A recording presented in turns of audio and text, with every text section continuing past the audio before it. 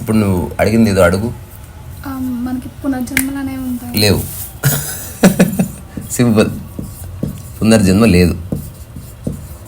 ఎందుకు లేదనే దానికి సింపుల్. ఏదైనా ఒకటి జన్మ తీసుకోవాలంటే ఒకటి ఎండ్ అవ్వాలి. అంటే ఇట్లా ఒకటి వస్తుంది, ఇది మెల్లగా స్లో అయ్యి ఇక్కడ ఆగిపోయింది. ఆగిపోయిన తర్వాత మళ్ళీ ఒరిజినేట్ అయ్యి మళ్ళీ ముందుకు వెళ్తుంది. మళ్ళీ ఇట్లా ఆగిపోయింది, మళ్ళీ ఇట్లా. సో ఇది మన హ్యూమన్ ఇంటర్ప్రిటేషన్. దానికి కారణం ఏంది? మనిషి టైంని అర్థం చేసుకోవడంలో కొంచెం ఫెయిల్ అయినది. సో అతని టైం యొక్క అవధారణ ఏమిటంటే తన సౌలభ్యం కోసం దాన్ని ఖండాలు చేసుకున్నాడు. అట్లా ఇప్పుడు ఇంతకుముందే మనం ఎగ్జాంపుల్ అనుకున్నాం, నిన్న 20, ఈరోజు 21, రేపు 22. ఇది అబద్ధం. ఇది నిన్న 20 కాదు, ఈరోజు 21 కాదు, రేపు 22 కాదు. నిన్న, ఈరోజు, రేపు అన్నది ఈ 3 అబద్ధమే. ఉన్నది ఒక అన్ఇంటరప్టెడ్ టైమే, అంటే ఎక్కడ బ్రేక్ అవ్వని సమయమే ఉంది. ఇదైతే క్లియర్ కదా. ఇప్పుడు మెడిటేషన్ అంటే ఇది బియాండ్ టైం ఎందుకంటున్నారు? సమయం తెలియకూడదు నీకు. సో ఇప్పుడు ఈ యొక్క డివిజన్కి ఎక్స్పాన్షనే పునర్జన్మ, గత జన్మ.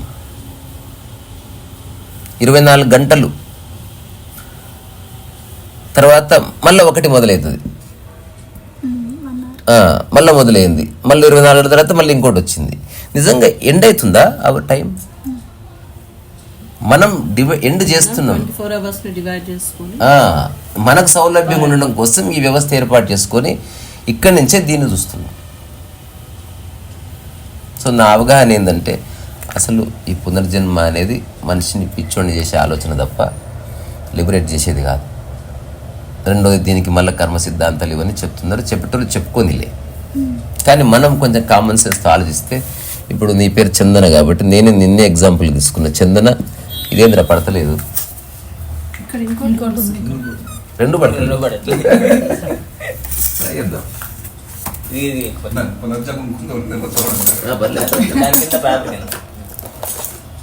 ఏ పేపర్ కింద?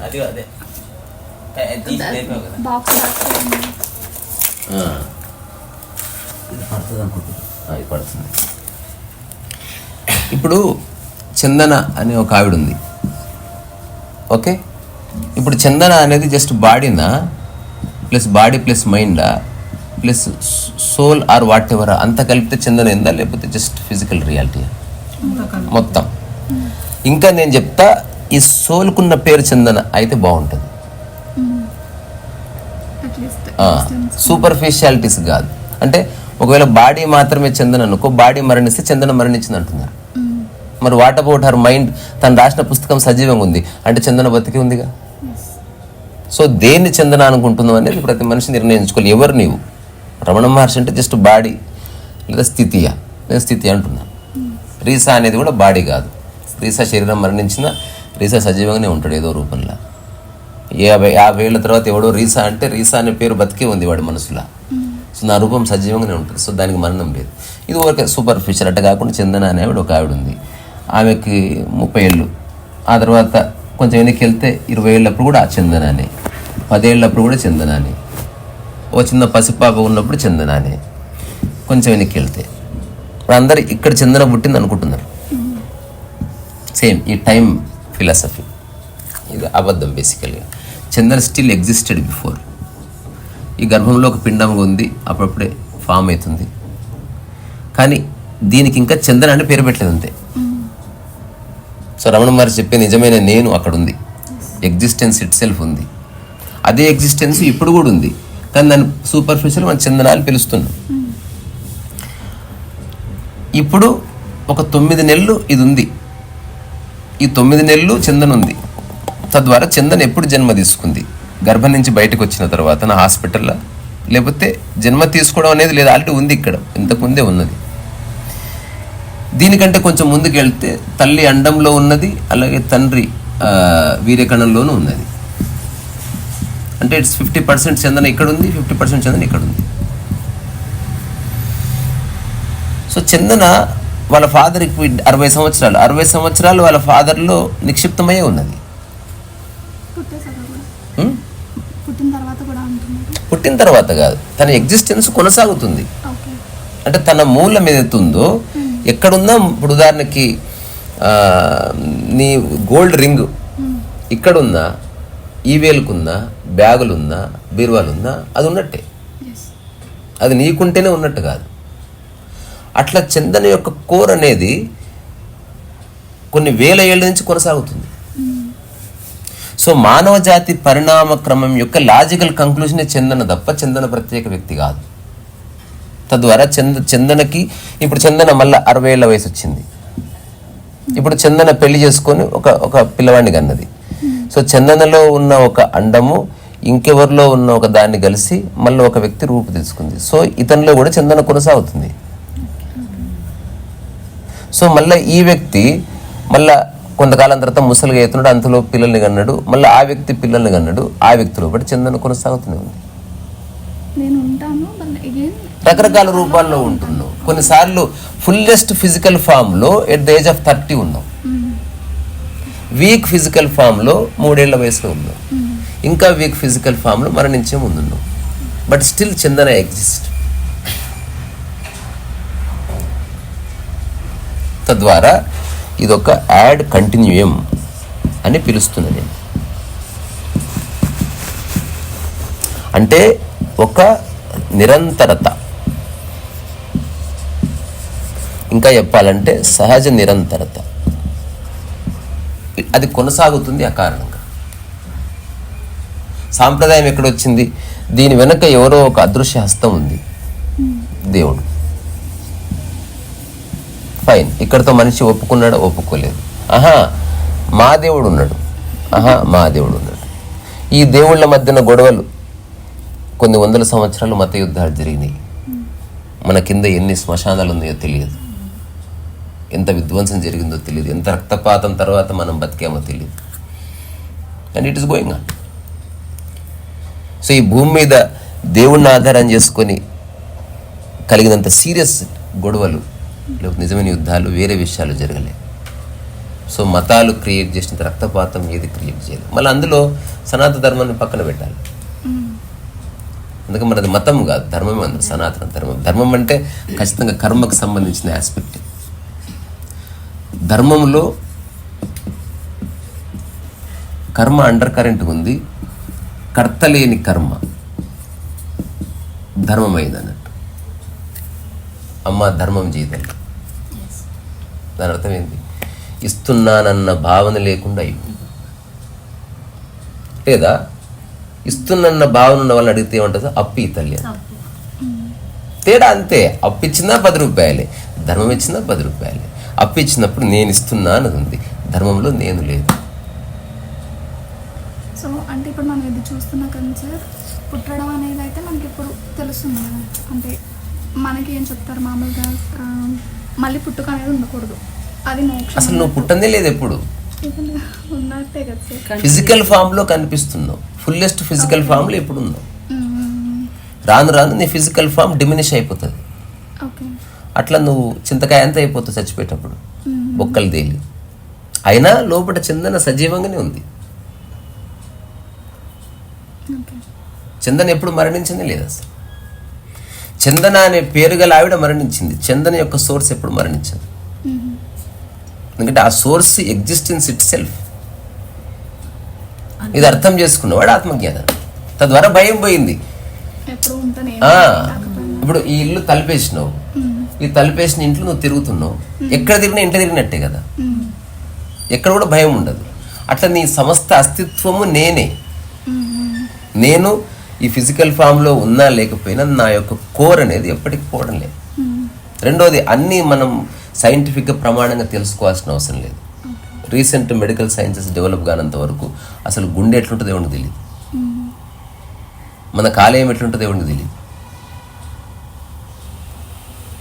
కోర్స్ చూస్తే తెలిసింది, ఓహో గుండె ఎట్లుంటుందని. నీకు తెలిసినా తెలియకపోయినా గుండె ఉంది, ఓన్లీ నీకు తెలిస్తేనే గుండె ఉన్నట్టుగా. అట్లా మన పూర్వీకులు ఎవరైతే ఉన్నారో, ఋషులు, దార్శనికులు ఇట్లాంటి కంక్లూషన్కి వచ్చే చెప్పారు. ఎవడు పరమాత్మ అంటే ఆది అంతము లేనివాడు. ఎందుకన్నారు అట్లా? మనిషి బ్రేక్ చేస్తాడు, ప్రకృతి కలుపుతుంది. మనిషి డివైడ్ చేసి వాడు ఆ కంపార్ట్మెంట్స్ చేస్తున్నాడు, ప్రకృతి ఒక తానుగా మార్చాలని చూస్తుంది. ఒక సునామీ వచ్చి మొత్తం కొట్టేస్తుంది. సో హ్యూమన్ నేచర్ అది, he wants to divide. So మన మైండ్లో కాలానికి సంబంధించిన విభజననే పునర్జన్మ. పునర్జన్మిస్తున్నది ఏమిటి అసలు? అది ఎవరైనా చర్చించమని ఎవరికి తెలియదు. ఏమిటి అది పునర్జన్మిస్తున్నది? ఈ వీర్యకణము ఈ అండము కలిస్తే ఆ ఒరిజినేట్ అయింది ఏమిటి అసలు? ఆ స్ఫూర్తి ఎక్కడి నుంచి వచ్చింది దానికి? ఆ ఫస్ట్ ఏదైతే ఒక సూక్ష్మమైన కలయికలో ఒక చిన్న కదలిక మొదలైంది ఇట్లా. ఎగ్జాక్ట్లీ నువ్వు మరణించే వరకు ఇది అట్లే ఉంటుంది. ఇది గ్రో అవ్వదు, అలాగని ఇది పతనం కాదు. ఇది డెవలప్మెంట్కి డిజల్యూషన్కి అతీతం. ఇది it is just there, just function ఇట్లా. దానికే మనకి ప్రాక్టికల్గా గుండె టక్ టక్ టక్ టక్ టక్ టక్ టక్ టక్ టక్ టక్ టక్ టక్. నువ్వు చేయాల్సిన గుండెని పరిచయం చేయకుండా ఉండడమే. ఏ ప్రాణికి గుండె ఎక్కువ తక్కువలు కొట్టుకోదు. ఎప్పుడైనా దానికి ప్రాణభయం అంటూ వస్తే 5-10 నిమిషాలు తప్ప. కానీ మనిషికి డబ్బులు పోయినా కొట్టుకుంటుంది, ఆటో లేట్ వచ్చినా కొట్టుకుంటుంది, మనిషి ఎవడన్నా బేవకున్నా కొట్టుకుంటుంది, ఎవరన్నా మెచ్చుకున్నా కొట్టుకుంటుంది. ఏదైనా ఇది గుండె పరిచయం అవుతుంటుంది అన్నట్టు. సో ఎగ్జిస్టెన్స్ అనేది నీ ప్రమేయం లేకుండా కొనసాగుతుందని గుర్తుపెట్టుకో. ఎట్లయితే గుండె కదలిక నీ ప్రమేయం లేకుండా, నీ షేర్ మార్కెట్ ప్రమేయం లేకుండా, నీ కుటుంబము, నీ కులము, నీ మతము వీటితో సంబంధం లేకుండా అది ఆపరేట్ అవుతుందో, అట్లా ఎగ్జిస్టెన్స్ ఆపరేట్ అవుతుంది. దాని వెనక ఎవడి హస్తము లేదు. సో మన పురాణాల్లో విగ్రహాన్ని అట్లాగే భగవంతుని ప్రతిపాదించి మళ్ళీ నిరాకారాన్ని ప్రతిపాదించారు మనవాడు. మన సనాతన ధర్మం అంత సంపూర్ణమైన అండర్స్టాండింగ్. అంటే ఇలాంటి మానసిక స్థితి ఉన్నవాడికి అట్లా ఏది అర్థం కాలేదు, పోయి నువ్వు గురువు సేవ చేసుకోకు. కొంచెం అర్థమైంది, గురువు అక్కర్లే ఏమక్కర్లే, నువ్వు పని చేసుకోకు. ఇంకా అర్థమైంది, అసలు సాధన ఎందుకు చేస్తున్నావు వదిలేయి. అసలు చెప్తే అర్థం చేసుకునేవాడు ఉన్నాడు. అసలు నువ్వు ఏ పని చేయ హాయిగుండు. రకరకాల వ్యక్తులు రకరకాల వ్యాఖ్యలు ఉంది ఇక్కడ. అందరిని ఒకటి గాట కట్టేసేది లేదు. మోనోథియిస్టిక్ రిలీజియన్స్ కాదు మనది. నువ్వు ఎలాంటి వాడివైనా సరే ఇలా చేయాలి, ఎలాంటి వాడివైనా సరే నువ్వు నమాజ్ చేయాలి, ఎలాంటి వాడైనా సరే నువ్వు సండే చర్చికి రావాలి, ఎలాంటి వాడైనా సరే ఇది చేయాలి. మన దగ్గర అట్లా లేదు. ఈనాడు గుడికి పోని పరమ భక్తులు ఉన్నారు మన దగ్గర. నేను కూడా ఒకటి అందులో. నేను గుడికి అగెనిస్ట్ కాదు, గుడి ఎందుకు అర్థమైంది. అది వర్షిప్ చేసే ప్లేస్ కాదు, అది నీ మానసిక స్థితి. అది దేవాలయం అంటే దేవాలయం కాదు, నీ యొక్క స్థితికి ప్రతీక. అది నీ స్థితి చెడిపోయినప్పుడు దాని దగ్గరికి పో. నీ పక్కనే ఒక హార్ట్ స్పెషలిస్ట్ ఉన్నాడు, నీ గుండె బాగున్నంత కాలం అతని దగ్గర పోకు. అంతే. అలాగని అతని దగ్గర పోయేది ప్రార్థించడానికి కాదు, నేను నువ్వు అప్పచెప్పుకో, మిగతా అంతా అతను చూసుకుంటాడు. సో చాలా సందర్భాల్లో పూర్వీకులు ఎప్పుడన్నా ఇంట్లో గొడవలేని అనుకో గుళ్ళో వచ్చి నిద్ర చేసేవాడు. ఆ టైంలో నిశ్శబ్ద, గుళ్ళో నువ్వు అల్లరి చేయొద్దు కాబట్టి ఆ 2-3 రోజులు ఆ మనసులో ఉన్న కల్మషాలని సద్దుమడిగిన తర్వాత మళ్ళీ ఇంటికి వెళ్ళేవాడు. అప్పుడు అక్కడికి ఎవరైనా పెద్ద మనిషి వచ్చి చెప్తే నిశ్శబ్దంగా వినేవాళ్ళు. సో గుడి అనేది అట్లా ఒక ఓపెన్ మైండ్, ఒక ఓపెన్ హార్ట్, ఉదయానికి సంకేతం అది. అంతే తప్ప మన మూర్ఖత్వాన్ని కొనసాగించడానికి కాదు. సో ఇది నాకున్న చిన్న అండర్స్టాండింగ్ ఏంటంటే, ఇదంతా సీరియస్ సబ్జెక్ట్. కామెడీగా 1 నిమిషం చెప్పి ముగిస్తా. సరే, మళ్ళీ జన్మ తీసుకున్న పీకిది ఏమి లేదు. అంటే 1000 జన్మలు వచ్చినా ఈ కోడి బుర్రతో సాధించేది ఏమీ లేదు. తర్వాత నేను చాలామందిని అడిగిన ఈ ప్రశ్న ఎవరు సూటిగా ఆన్సర్ చేయలేదు, ఎందుకంటే దానికి జవాబు లేదు. మిమ్మల్ని అడిగితే మీరు ఆలోచించి చెప్పండి. బట్ అంటే జీవితకాలం సరదాగా అడగాలనుకున్న ప్రశ్నలు ఇదొకటి. ఎవరైతే ఈ సోకాల్డ్ ఫండమెంటలిస్ట్ ఉన్నారో, ఇప్పుడు మళ్ళీ పునర్జన్మ తీసుకుంటాం అనుకో, జరిగింది, మనందరం తిరిగి జన్మించినాం. అక్కడ మెమరీ ఉంటుందా? అంటే ఇదే మెమరీతో పుడతామా? కానీ సబ్ కాన్షియస్ మైండ్ ఉంటుంది సార్. అంత మెమరీనే కదా ఉంటుంది. ఎట్లా ఇప్పుడు ఇది సబ్ కాన్షియస్ మైండ్ నీకు తెలుస్తుందా ఇప్పుడు ఇప్పుడు తెలియదు, అప్పుడు తెలుస్తుందా అప్పుడు తెలియదు. తెలియనప్పుడు ఉంటే ఏంది లేకపోతే ఏంది. ఇప్పుడు నా వెనక కుటుంబం వచ్చిందో లేదో నాకు తెలియదు, ఉంటే ఏంది లేకపోతే ఏంది. మెమరీతో ఒకవేళ పుడితే ఇక్కడి నుంచి జన్మ తీసుకొని వేరే స్వర్గానికి పోయారు, నరకానికి పోయారు, మళ్ళీ భూమి మీద ఉన్నారు, మళ్ళీ మెమరీస్ అన్నీ వచ్చేసినాయి. సో మెమరీస్ ఏమున్నప్పుడు పునర్జన్మ లేనట్టే ఇంకా. కానీ వాటిని క్లియర్ చేసుకోవాలి అని అంటారు కదా సబ్ కాన్షియస్ మైండ్. ఎట్లా ఇప్పుడు నీకు అదేమిటో తెలియకుండా ఎట్లా క్లియర్ చేస్తావు? ఇప్పుడు మరి భాష మెమొరీ లేదనుకోండి, మీరు నేను ఒకేలా ఉండాలి, కానీ మీ సిచ్యువేషన్స్ వేరుంటాయి, నేను వేరుంటాయి, ప్రతి ఒక్కరిది వేరు వేరు ఎందుకు ఉంటుంది? లేదంటే మెమరీ లేకపోతే సేమ్ ఉంటాం మనం. అవును ఉండాలి, కానీ అంటే మెమరీ ఉంది కదా, తద్వారా ఇంకా నో మోర్ పునర్జన్మ. నువ్వు మెమరీతో తిరిగి జన్మ తీసుకున్నావు అంటేనే ఇదే జన్మ కొనసాగుతున్నట్టు. ఓకే. కానీ తెలియటం లేదు కదా, తెలియనప్పుడు. బిహేవ్ చేయట్లేదు కదా. తెలియనప్పుడు నీకు కొత్త జన్మ చేసుకున్నాడు కూడా తెలియదు. ఇప్పుడు చిన్నపిల్లవాడిని నిద్రలో తీసుకెళ్ళి కొత్త ఇంట్లో పడుకోబెట్టినా వాడు ఇక్కడ పడి తెలియదు వాడికి. ఏదైనా వాడు గుర్తించే సామర్థ్యమే లేని వాడికి కొత్తది ఏమిటి, పాతది ఏమిటి, స్వర్గం ఏమిటి, నరకం ఏమిటి, ఈ చిన్న ఫండమెంటల్ క్వశ్చన్స్కి జవాబులు ఎవరి దగ్గర లేవు. మెమరీతో కనుక పుట్టావా నీ జన్మ కొనసాగుతుంది. చిన్న ఎగ్జాంపుల్ చెప్తాను నీకు. నీ యొక్క ఫోన్లో అది మెమరీ కార్డు ఉంటుందా, ఫోన్ మార్చి మెమరీ కార్డుని తీసి కొత్త ఫోన్లో వేసావు అనుకో, సేమ్ సాంగ్స్ కంటిన్యూ. ఇప్పుడు నువ్వు జీవితాన్ని మార్చుకోవాలంటే మెమరీని పడి సరిపోయింది. సో తద్వారా ఇప్పుడే పునర్జన్మ ఉంది, ఈ క్షణమే. దానికి సింపుల్గా చెప్పారు మనం పట్టించుకోవట్లేదు, గతాన్ని విస్మరించన్నారు. గతాన్ని మొత్తం ఈ క్షణం విస్మరిస్తే ఫ్యాక్టరీ సెట్టింగ్స్ రీసెట్ కొట్టినావనుకో, నువ్వు మళ్ళీ న్యూ బార్న్ బేబీని. దీనికే మనం సన్యాసం అని పేరు పెట్టుకున్నాం. సన్యాసం అంటే గతంతో సంపూర్ణ విముక్తి. ఆ గతంలో తన పేరు కూడా ఉంది మరి, అందుకే పేరు కూడా మార్చేస్తారు. ఏదో అద్భుతమైన పేర్లు ఇస్తారు, ఏం అర్థం ఉండదు పడుతుంది. స్వామి ఆనంద భారతి. సో అంటే మీ దాని ప్రకారం ఎప్పుడైతే జీరో మెమరీ ఉందో దెన్ అప్పుడు వాట్ ఈస్ ద పాయింట్? అదే అంటుంది. అంటే ఒకవేళ మెమరీ లేకపోతే గతం లేదు, భవిష్యత్తు లేదు. కరెక్ట్. మెమరీ ఉందా కొనసాగుతుంది, ఆ పూర్వాగ్రహం ఖచ్చితంగా ఉంటుంది. ఇప్పుడు దాన్ని జీరో చేసుకోవాలి, కొనసాగకూడదు అంటే పట్టించుకోకుండా ఉండడమే. నిన్నటి వరకు ఈ క్షణం వరకు జరిగిందంతా నీకు సంబంధం లేదు. ఏ క్షణానికి ఆ క్షణం జీవిస్తూ పో. నేను జీవిస్తున్నా కాబట్టి చెప్తున్నా. అప్పుడు మెమరీ ఓన్లీ ఇన్ఫర్మేషన్ మాదిరే ఉంటుంది తప్ప దాంట్లో ఎమోషనే ఉండదు. No it just dry fruit, no రసం. అట్లా. సో సన్యాసం అనేది ఒకటి ఇచ్చేది కాదు, ఇస్తే అది ఓన్లీ ఆ ప్రదర్శన మాత్రమే. నీకు తెలియాలి సన్యాసిని అని. అంటే అందరి మధ్యనే ఉంటున్నా, అందరితో మాట్లాడుతున్నా, ఎవరి నీడలు కానీ ఎవరి ఆలోచనలు కానీ నన్ను ఇన్ఫ్లుయెన్స్ చేస్తలేవు, నా మానసిక స్థితిలో ఎక్కడ ఏ బ్రేక్ రావడం లేదు అని తెలుసుకోవడం సన్యాసం. ఇప్పుడు ఇంకొకటి లాస్ట్ మాట. ఇనిషియల్గా కొందరే శిష్యులు ఉండేవాళ్ళు కాబట్టి పేర్లు మార్చేవాళ్ళు. ఇప్పుడు ఫేస్బుక్ ఫ్రెండ్స్ లాగా ఎక్కువ మంది శిష్యులు అయిపోయారు కదా, పేర్లు మార్చితే గురువుకి చచ్చిపోతారు. ఇంకా ఏడకేం తెస్తావు, మోషనే కిరాకయ్యిండు, ఎన్ని పేర్లు పెడతావు? చివరి టైంలో పిచ్చిలేసి స్వామి ఉల్ఫ్ గంగానందాన్ని పెట్టిన ఒకటి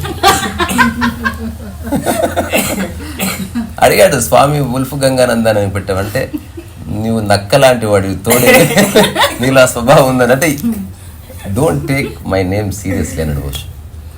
this is my love, I'm giving a name అని చెప్పాడు ఆయన. చాలా ఫన్నీ పెట్టాడు ఒక టైం, అంటే ఆడుకున్నాడు అట్లా. ఇప్పుడు ఈ సోకాళ్ళు సద్గురు లేకపోతే ఈ పత్రిజీ ఇట్లాంటి వాళ్ళంతా మంచి పని చేస్తున్నారో చెడ్డ పని చేస్తున్నారో పక్కన పెడదాం. ఒక్కొక్కరికి ఒక్కొక్క పేర్లు ఇవ్వడంలో వాళ్ళ జీవితం సగం అయిపోతుంది. ఎన్ని పేర్లు ఇస్తాం? అందుకని పేర్లు ఇస్తలేరు. వీడు మాస్టర్, వీడు మాస్టర్, వీడు గొప్పవాడు. No they are satisfying egos. నాకు పర్సనల్గా తెలుసు వాళ్ళు చేసినంత సాటిస్ఫై ఈగోని. అంటే ఒక కోతిని మెచ్చుకొని చింపాంజీ అని చూపిస్తారు అట్లా. నువ్వు గ్రేట్, అసలు నువ్వు గ్రేట్, నువ్వు చేయగలవు. అంతేకాని ఇప్పుడు మీరు చెప్పే దాంట్లో కూడా అందరూ ఈక్వల్ అన్నాయి కదా సార్, అంటే ఎవరికి తేడా లేదా? ఈక్వలే. బట్ అది సో వాళ్ళు చెప్పేది కూడా అదే ఉండొచ్చు కదా. ఏదైనా ఉండొచ్చు, ఆచరణలో తెలియాలంట నేను అంతే. ఓకే. సో స్పిరిచువాలిటీకి ఆశ్రమాలకి సంబంధం లేదని నేను నా యొక్క కంప్లీట్ రియలైజేషన్. అది వేరే కథ. అది అంటే ఒక సాఫ్ట్వేర్ కంపెనీ ఎట్లా పనిచేస్తుందో ఒక ఆధ్యాత్మిక ఆశ్రమం అట్లా పనిచేస్తుంది. నేను పనికి అగెనిస్ట్ కాదు, చేయని, కానీ it is nothing to do with spirituality. Spirituality అనేది నీకు తెలుస్తుంది. వేరేవాడు నువ్వు చాలా మంచిదాన్ని అంటే నేను మంచిదాన్ని అంట, గురువు గారు చెప్పారు, అట్లా ఉండదు. నీకు తెలుస్తుంది what is good and what is నీకు తెలుస్తుంది. నువ్వు ఎలాంటి దానివో నీకే తెలుస్తుంది అట్లా. సో ఇప్పుడు పునర్జన్మ లేదంటే పునర్జన్మ అండ్ గత జన్మ ఇలాంటివి ఏమీ లేవు. ఇది ఎలా ఉంటుందంటే ఒక చిన్న విషయం, ఇదే మనం 10 సార్లు చెప్పుకుంటున్నాం రిపీటెడ్గా. ఇప్పుడు ఎలా చెప్పొచ్చు, ఒక చిన్న పిల్లవాడు పుట్టాడు అనుకో, ఓకే, ఇక్కడ ఉంది పాలిటిక్స్, ఓకే, కుట్రలు, కుతంత్రాలు, డబ్బు, తారతమ్యాలు ఇవన్నీ ఉన్నాయి. ఇప్పుడు ఇతనికి జస్ట్ 3 days ఏజ్, ఇవన్నీ ఉన్నాయి, అప్పుడు లేవా? కానీ ఇతనికి తెలుసుకునే మనసు లేదు. ఇది క్లియర్ కదా. ఇతనికి 11 ఏళ్ళు వచ్చినాయి, స్టిల్ ఇవన్నీ ఉన్నాయి, కానీ ఇంకా తెలుసుకునే మనసు లేదు. కానీ వాటి పేర్లు తెలుసు, చదివాడు. ఎప్పుడైతే తనకి 21 వయసు వచ్చిందో మొట్టమొదటిసారి తెలుసుకునే ఏది వచ్చింది కాబట్టి అతను కోపంతో రగిలిపోతున్నాడు, ఏదో మార్చాలనుకున్నాడు, ఏదో పీకాలనుకున్నాడు. ఇదే మనసు ఇక్కడ ఉందనుకో, ఇక్కడనే ఆ తాపత్రయం బయలుదేరి ఉండేది. ఇప్పుడు యవ్వనంలో నుంచి ఒక 40 ఏళ్ల వరకు బాడీ మైండ్ గట్టికుంది కాబట్టి ఇక్కడి నుంచి మాట్లాడాడు, సిద్ధాంతీకరణ చేశాడు, ఏదేదో చేశాడు. తర్వాత మెల్లగా పళ్ళ నొప్పులు, కాళ్ళ నొప్పులు వచ్చినాయి 55కి. నాకు చాదైతే లేదు, జీవితకాలంలో చేసినంత కాలం చేసిన ఇవి ఎట్లనే ఉంటాయి, నథింగ్ చేంజెస్. లేదా బోడి నువ్వు మారినందుకు మారవు, ప్రపంచం మారడంతో మారుతుంది. ఎవడన్నా ఒకటి బలంగా ఎక్కువసేపు చెప్తే 5-6 ఏళ్ళు మారినట్టుగా అనిపిస్తుంది, మళ్ళీ వాడు పోగానే మళ్ళీ రిలాక్స్ అయిపోతారు, మళ్ళీ సేమ్. ఆ తర్వాత వాడికి 70 ఏళ్ళు వచ్చాయి. ఇప్పుడు అన్ని సెన్సెస్, ఇక్కడ ఎట్లయితే సెన్సెస్ ఉన్నాయి కానీ యాక్టివ్ లేవు, అతని ఇంటిగ్రిటీ పోయింది, డెత్ బెడ్ మీద ఉన్నాడు. ఇప్పుడు పాలిటిక్స్ అవన్నీ ఉన్నప్పటికీ ఇతని మీద ఏ ఇంపాక్ట్ చూపింది, ఎందుకంటే ఇతని బ్రెయిన్లో ఆ శక్తి పోయింది. నిజంగా ఒక పొలిటీషియన్ ఎదురు వచ్చినా ఈ కాంట్ సీ, శ్రవణం పోయింది, వినికిడి పోయింది, అంత పోయింది. ఇక్కడ విషయం మనిషిది కాదు, పర్సెప్షన్. So perceive this. ఇవన్నీ ఎప్పటి నుంచో ఉన్నాయి, కానీ నీకు ఒక టైంలో తెలిసినాయి అంతే. అట్లా ఒక టైంలో నువ్వు complete fully evolved human being ఉండటం వల్ల నీకు ఈ ప్రశ్నలను వస్తున్నాయి. ఇప్పుడు నువ్వు ఫుల్లీ ఎవాల్వ్డ్ కాబట్టి ప్రశ్న వచ్చింది. అదే 3 ఏళ్ల వయసులో ప్రశ్న లేదు, అస్తిత్వంతో నువ్వు పిలవేసుకుపోయి ఉన్నావు, అసలు డివిజన్ లేదు. జ్ఞానోదయం అంటే ఏంది, మళ్ళీ కొంతకాలంలో నీ నుంచి ప్రశ్న వెళ్ళిపోవాలంతే. నేనెవరు అంటే, నేను ఈ ప్రకృతి వేరు కాదు, ప్రకృతి ఉంది, నేనున్నాను, నేను అకారణంగానే ఉన్నాను, ప్రకృతి అకారణంగానే ఉంది అని ఒక రూఢి అయిన ఆన్సర్. ఎవరి ఆన్సర్ వాళ్ళు దొరికించుకోవాలి. నాది నీకు సెట్ కాదు, నీది నాకు సెట్ కాదు. నీకు సాంబార్ రైస్తో భోజనం ముగిస్తావు, నేను పెరుగన్నంతో భోజనం ముగిస్తాను. ఇద్దరం ముగించాలి ఎక్కడో చోటు. నువ్వు నా మీద రుద్దకు, నేను నీ మీద రుద్దాను. ఈ అవగాహన వచ్చిన తర్వాత ఇప్పుడు నెక్స్ట్ నీ జీవితకాలం అంతా ఉన్నంతకాలం హాయిగా గడుస్తుంది. నిజానికి అసలు ఈ ప్రశ్ననే లేదనుకో, పుట్టినప్పటి నుంచి మరణించే వరకు జీవితం హాయిగా గడుస్తుంది. మధ్యాహ్నం ఈ అలజడి అనవసరంగా తెచ్చుకున్నావు నీ ప్రశ్న వల్ల. సమస్య ఆధ్యాత్మికత కాదు, నీ ప్రశ్న అది. సత్యము తెలుసుకోవాలనుకునే అన్వేషణ వేరు, నీ ప్రశ్నకు సరైన జవాబు, నచ్చే జవాబు కోసం వెతకడం వేరు. చాలామంది నచ్చే జవాబు ఉంటే అక్కడ సరెండర్ అయిపోతారు. నీకు నచ్చిందంతే. నాకు ఈ సినిమా నచ్చింది, సినిమా బాగుందా లేదా రిలవెంట్, నాకు నచ్చింది. సో చాలామంది గురువుల దగ్గరికి ఎవరైతే వెళ్తున్నారో గురువులు చెప్పేది సత్యమని కాదు, నువ్వు అనుకున్న విషయాలు అతను చెప్తున్నాడు. ఇది అతిపెద్ద మిత్తు. ఇక్కడ విషయం నిజమైన వ్యక్తి నువ్వు అనుకున్నావు నీకు నచ్చితే అని ఏమి చేయడు, వాడు చెప్పి వెళ్ళిపోయినంతే. నేను చెప్తున్నా, ఇది ఎవరు నమ్మాల్సిన అవసరం లేదు. ఇది ఒక యాడ్ కంటిన్యూయం. దీని వెనక ఏ కర్త లేడు, ఏ పరమాత్మ లేడు. ఇది పొమ్మన ఓపెన్ అయ్యి అట తిరుగుతుందంతే. It's just going on. దాంట్లో అన్నెసెసరీగా బాధ ఇరికిస్తున్నవాడు మనిషి. ఒక్కసారి ఈ ఎగ్జిస్టెన్స్ నుంచి మనిషిని పక్కకు తీసి చూడు. ఒక 1000 ఏళ్ల క్రితం ఎంత లష్ గ్రీనరీ ఉందో ఇప్పటికి అంతే లష్ గ్రీనరీ, అంతే అద్భుతంగా ఉండేది ప్రకృతి. మనిషి దాన్ని నాశనం చేస్తున్నాడు, మళ్ళీ వాడే దాన్ని కాపాడుకోవాలని ప్రచారం చేస్తున్నాడు, వాడే చెట్లు నరికేస్తున్నాడు, ఫామ్ హౌస్ కట్టుకుంటున్నాడు, మళ్ళీ వాడే హరితహారం పెడుతున్నాడు, వాడే మోసం చేస్తున్నాడు, వాడే మోసం చేయొద్దని పాఠాలు చెప్తున్నాడు, వాడే అబద్ధాలు చెప్తున్నాడు, వాడే అబద్ధాలు చెప్పొద్దని పుస్తకాలు రాస్తున్నాడు. ఇదంతా మనిషి చేసిన గందరగోళం. నిష్కామ కర్మ చేయంటున్నారు, వాళ్ళే అన్ని నిష్కామ కర్మ కాకుండా అగెనిస్ట్గా చేస్తున్నారు. ఏది కోరుకోవద్దు అంటున్నారు, వాళ్ళే అన్ని కోరుకుంటున్నారు. నువ్వేమి చేయాల్సిన అవసరం లేదు అంటున్నారు, వాళ్ళు ఈ ప్రోగ్రామ్ చేద్దాం అంటున్నారు. ఇదంతా మహా గందరగోళం ఉంది. ఇది ఇప్పుడు నేను చెప్తున్నా, ఇంతవరకు ఎవరు చెప్పండి, నా జీవితంలో ఏ లక్ష్యం లేదు నాకు. తద్వారా నా లక్ష్యాన్ని ఫుల్ఫిల్ చేసుకోవడానికి నాకు ఎవరు సహాయం అక్కర్లేదు. అట్లా కాకుండా నేను మీతో ఊరికి సరదాగా అనుకో, ఏదో రోజు 1000 ఫీట్ల విగ్రహం పెట్టాలి, ఇదే నా జీవితాశయం. ఇప్పుడు మీ అందరికి అంటగట్టియచ్చు. దానికోసం శ్రమదానం అవసరమవుతుంది, డబ్బు అవసరమవుతుంది, రిసోర్సెస్, లాజిస్టిక్స్, గవర్నమెంట్ పర్మిషన్స్, 100 సంవత్సరాల పని ఉంటుంది. అది ఏదో రోజు నిలబెట్టినప్పుడు నీకు కన్నీళ్ళు వస్తే నాకు కన్నీళ్ళు వస్తే అనుకున్నది సాధించావు. అసలు అనుకోనే వద్దు, అసలు అనుకోనే వద్దు అసలు. ఎగో అంత పెద్ద విగ్రహం కాదు, ఇట్లా పడిన పెద్ద లేపి నిలబెడదాం, అయిపోయింది చాలు. అంతే.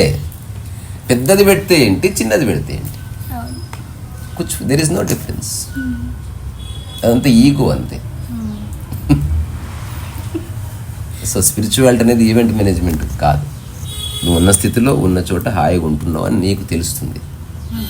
సందర్భం ఎలా ఉన్నా సరే నువ్వు హాయిగా ఉన్నట్టు నీకు తెలుస్తుంది. 100 మంది నువ్వు బాగాలేవన్నా తెలుస్తుంది నేను బాగానే ఉన్నాను.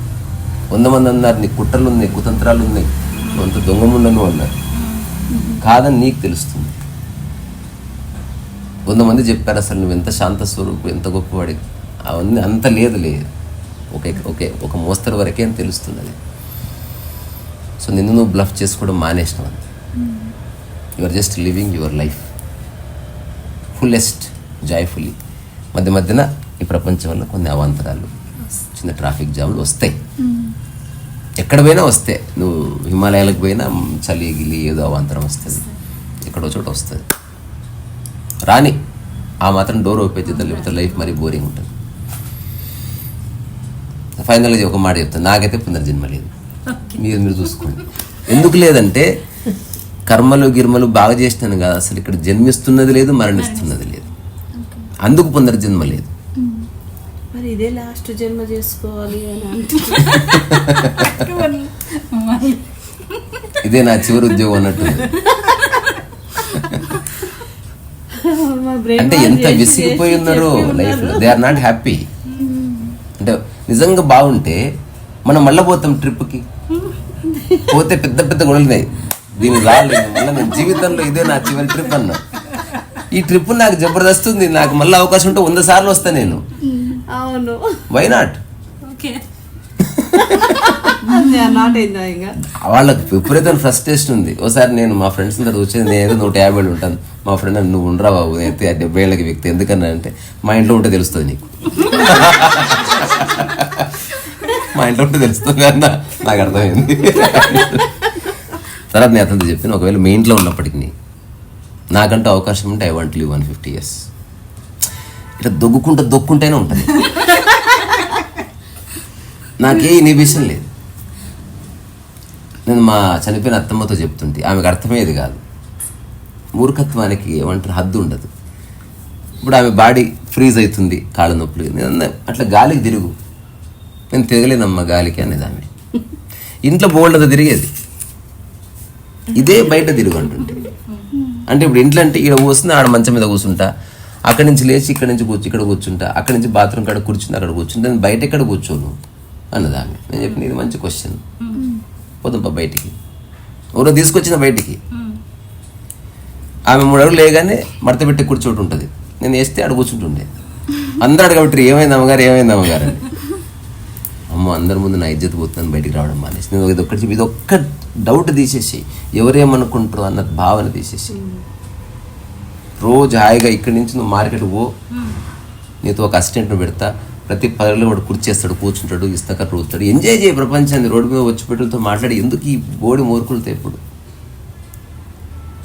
వద్దులేబ్బా, నాకంటూ ఒక చిన్న పరువు ఉంది, ఇప్పుడు అమ్మగారు ఇట్లా అయిపోయింది అనుకుంటే వాళ్ళంతా అడుగుతారు, వాళ్ళకి చెప్పలేక చావాలి నా ఆరోగ్యం గురించి. సరే నీ ఇష్టం నీదని చెప్పి వచ్చేసి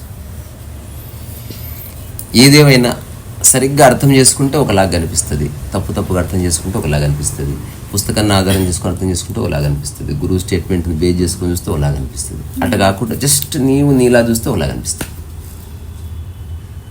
సో ఇప్పుడు మనం డిస్కస్ చేసిన సమాచారానికి అతీతం అనుభూతికి సంబంధించిన విషయం. ఈ ఒక్క ఎగ్జాంపుల్ చాలు. నిన్న 21, రేపు 22, రేపు 23 నిజమా కాదా? నేను అంటున్నా కాదు.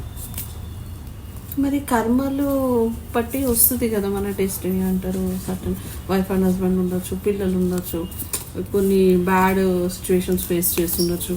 అవన్నీ గత జన్మ కర్మలు, లేదంటే మన డెస్టినీ.